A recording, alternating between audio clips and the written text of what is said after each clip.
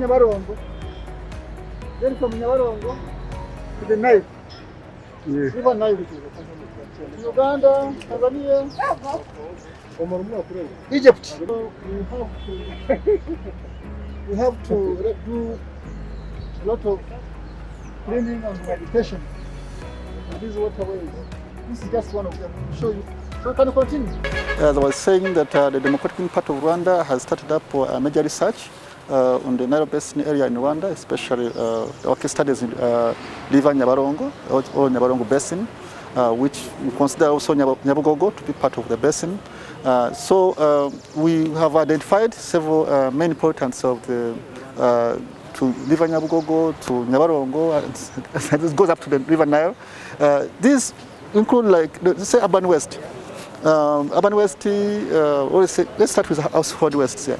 You find that a lot of things coming from homes, like food remainings, papers, pampers, a lot of things. People just pack them and sometimes they throw them directly into the river.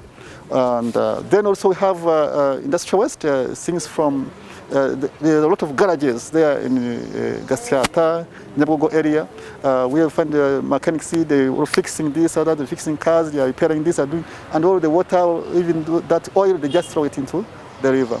And then we have also mining. Mining is also another main problem. If you go up to River Yanze, you find a lot of people that are mining, but all the soil and the remainings of the mining, whatever, they just throw them into the river or into that basin, and then it just goes. Then we also have another problem of Nduba. Nduba, the main landfill or dump site. It's still a dump site, it's not a landfill, where all the waste of Kigali is being dumped.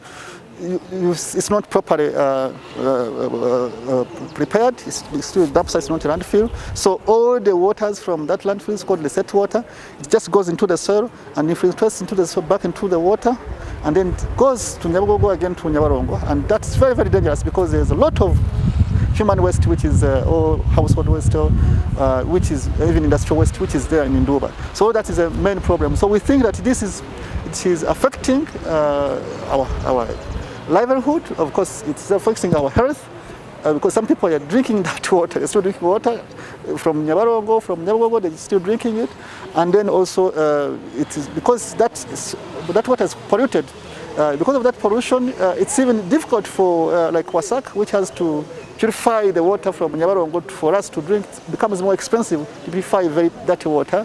And then also there is a lot of carbon dioxide, which is of course also from the city of Kigali and from all that, which becomes difficult to be purified by natural ways. Because normally during the night, the marshlands there and the trees around, they help to purify carbon dioxide into oxygen so that we can have proper oxygen during the night and in the morning. But because when it's too polluted like that, it's very difficult for the atmosphere, natural atmosphere, to purify, to give us a good, to give us proper oxygen here. So we can say a lot of things, and then of course I forgot to mention agricultural waste, but also soil erosion, which directly goes into the water, and then it has made the color of River Nyabarongo become brown. Normally the water color should be white here. So this is affecting us because it doesn't only stop in Rwanda. It goes from Nyabarongo, then it goes into Lake Rweru, then from Lake Rweru it becomes Akagera, throws into Victoria, and then up to Uganda, up to Egypt. Yeah. So basically it becomes an international problem, and I think we all need to do a lot to solve these problems.